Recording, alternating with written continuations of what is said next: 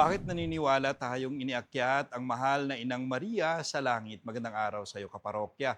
Ito si Father Pal at ito ang Faith Bucket List. Naniniwala tayong iniakyat sa langit ang ating inang si Maria dahil siya ang ina ni Jesus, ang ina ng Diyos.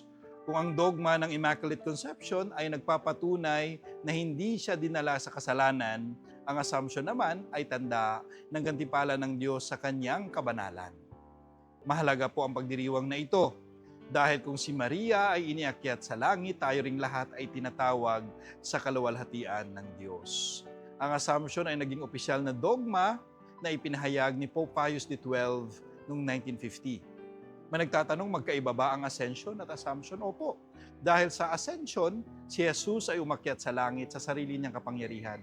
At sa assumption naman, si Maria ay iniakyat ng Diyos sa langit bilang gantimpala sa kanyang kabanalan. Kaya gaya niya, tinatawag din tayong sumunod sa kanya, patungo sa Diyos. Kung may comment ka, paki-leave lang sa comment section sa baba.